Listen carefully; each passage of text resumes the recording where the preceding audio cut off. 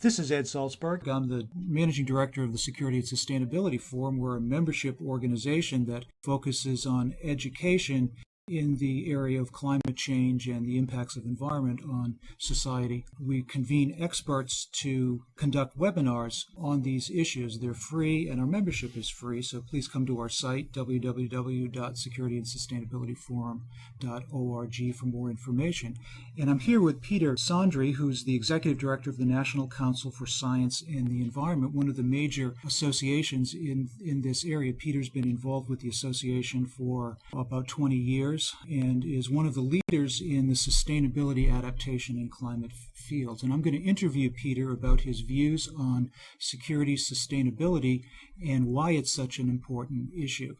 Peter, tell me why security and sustainability is the topic of NCSE's next annual conference and how you see those two issues coming together. Well, the issue obviously has been a big one since the beginning of time. What's happening now is that we are now having a global society. We're changing the environment on a global scale, and our communities are starting to run into all sorts of problems that are coupled together, and that leads to all sorts of political, economic, military kinds of disruptions that we need to be aware of. Now, NCSE is about bringing diverse communities, organizations together, and we wanted to tackle this issue because it's one of, I think, the most fundamental issues. It's a challenge to people to think about environment in a different way. Environment security is really a framing issue. You think about the consequences and the connections. So when people need food, and when we have the population of the world growing from 7 billion now to 9 billion, possibly 11 billion, that makes you really think about how we're going to get our food security for our kids, for our grandkids, and how the millions, hundreds of millions of people who don't have sufficient calories right now are going to meet their food security. But that's not a single issue.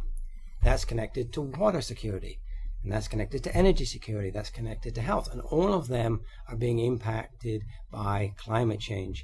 And so when you think about the world as a system, and you think about 7 billion people trying to meet their basic needs, you have to think about the environment as a security issue. And that's why we're dealing with it. And we want to bring together different perspectives so that people will be challenged to look at issues in different ways. So anybody who comes to our conference in January who thinks about it from a purely military way or a scientific way or a development way are going to be challenged by people who look at the issue in a very different way. And our goal is to bring folks together where they recognize other perspectives on these issues and learn how to work together towards solutions. Is the conference set up just for the professionals in the field, or is it really of interest to the general public as well? There are a lot of experts and a lot of professionals in the field who are going to be there. But we really pride ourselves in engaging new people to the field, people who may be experts in areas that they feel aren't relevant to the subject matter. But when they come to the conference and they get exposed to those different points of view, suddenly they see themselves as part of the issue, part of the solution. In fact, most people come away from our conference feeling that they are part of the critical element of a solution. And if they don't get engaged, no solution will come about.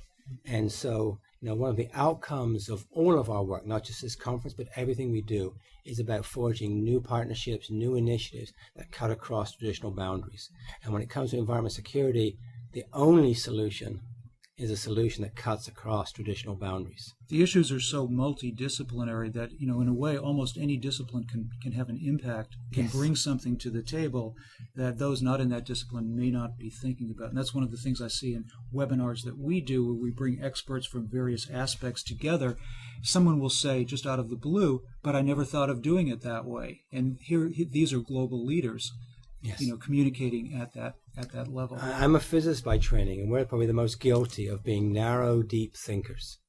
And when you deal with environmental issues, you need to be deep, but you need not, if you're narrow, you're never going to get to any kind of solution. Every solution we deal with has a scientific basis, but it has economic, it has social, it has political dimensions, as well as technological dimensions, that unless you think about them all and connect them all, you're not really going anywhere. Right. Just having the scientific basis really isn't enough, is it? No. And, we try to inject science into the policy, but we would never kid ourselves that science in and of itself is the solution. In fact, that's probably an axiom I take on anything. Anybody who comes to our conference who says they have the solution, I immediately get very suspicious about, because there is no simple solution. To every simple solution, there is a fundamental assumption that's usually wrong. Solutions usually engage lots of different people in lots of different aspects of the problem, and only when you have them all together and you build a collective set of solutions do you get to something productive. I really want to talk about the solutions rather than just focusing on the conference. The conference is really important, and it's January 18th through 20th in Washington, D.C. That's exactly right, and details can be found at the website environmentandsecurity.org. Nice and simple. And also, you've priced this thing very affordably, by the way, compared to others around there. So let me just mention that, so students could afford to come to this too. And we'll have everything from ambassadors and political leaders down to students at the conference.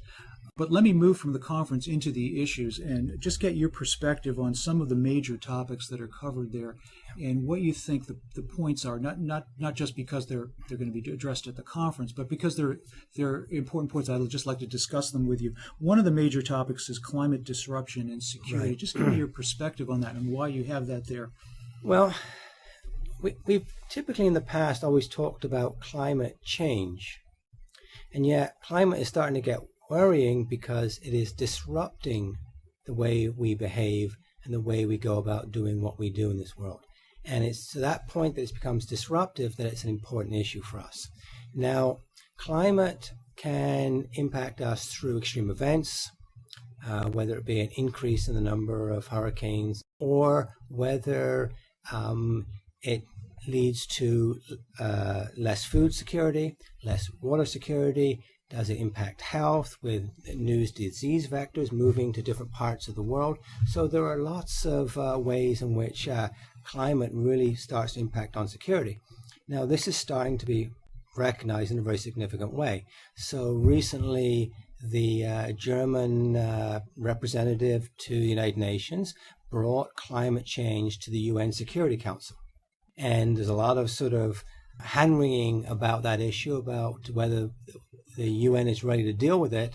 But ready to deal with it or not, the issue is coming, and the Germans need to be commended for actually taking the leadership to bring that issue forward. At the same time, the US military, they have, almost invisible to the rest of society, a huge attention focused on climate change. The old adage about plans are essential, are useless in battle, but essential in war. The U.S. military and other militaries are looking at what sort of threats they're going to be asked to respond to in the future. Now, there are all sorts of panels and groups, and they look at what is the probability that, shortage of food supply may lead to political instability in a fragile country, and lots of issues like that. So we're really getting at that issue of climate disruption, even if politicians are in some respects dragging their feet. Yeah, they're kind of no choice in a way. It sounds like climate disruption and security is kind of part of the framing issue. Yeah, and it underscores everything else. Mm-hmm. So energy and water and food and health are all being impacted by climate change. Let's just address some of those kind of media issues too, like food security. How do you view food security from sustainability and there are a couple of ways of thinking about food security. The fundamental issue is human beings need a certain number of calories a day and certain type of healthy food supplies to be healthy people. The old saying that no society is more than 3 square meals away from anarchy. It's a reminder that our food security is absolutely vitally critical. Now, there are many who look at the Arab Spring and the various changes that have taken place there as being driven by the fact that food supplies, food prices have been drifting up in many of those countries, and we've seen it here. But the poverty level is such that when the food supply and feeding yourself goes from consuming a certain part of your income to a much larger income, taking away your economic ability to clothe, to have a house and so forth, and other basic needs, then people start to get really upset and they start to take to the streets. And so many of the people are looking at the Arab Spring and saying, okay, we saw food prices start to drift up. Was that an underlying driver towards large-scale public dissatisfaction? It's not as if it was the only factor, but when people start getting really strapped to provide food for their families, they start to get very unhappy and very disruptive. And there are many, many cases around the world where there have been riots because food prices, basic grains, start to drift up. It's a major instability threat then to society, isn't it? And I think when people look at these security issues, it's these instabilities. And it's never one issue by itself, but once food prices start going up, bad things start happening. We know, in a very affluent country like the United States, where we have plenty of money for food, and yes, there are some people who don't have enough, but as a nation, we're pretty food secure. However, think of this example, this analogy. When unemployment rates start going way up, crime starts going way up. That's not simply a coincidence. There's a cause and effect there. Now, when food prices start going up in poor countries, not just crime, political instability goes way up, and things start to happen. Yeah, the population gets really desperate. From the standpoint of food, there's a direct relationship with security and lack of abundance. A little different with water, though, isn't it? It's different, but they're very connected. The freshwater supplies to the world are finite. Producing new sources of fresh water are very difficult. The energy costs for desalination, for example, is really not very practical. And so you've got all these countries that have limited supplies of water, and they use those waters to the large extent to provide food. Agriculture is the biggest water user in the world. I mean, far more than industry, far more than individual consumption. And so water connects to these issues. As water gets scarce, as you start to seeing smaller flows in rivers and streams, in groundwater, then crop production starts to go down. And you start to have lots of conflicts. There's, the old saying in the West, whiskey's for drinking, water's for fighting. That is the phrase that I think everybody should think about when you think about water security. And it's not just about the west of the United States where that phrase came from.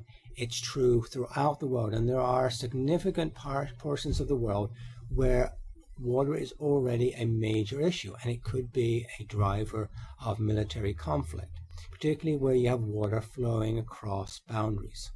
We've had conflicts just here between the U.S. and Mexico. What happens to the Columbia River? What share ends up in the crops of Colorado, and how much ends up down across the border of Mexico?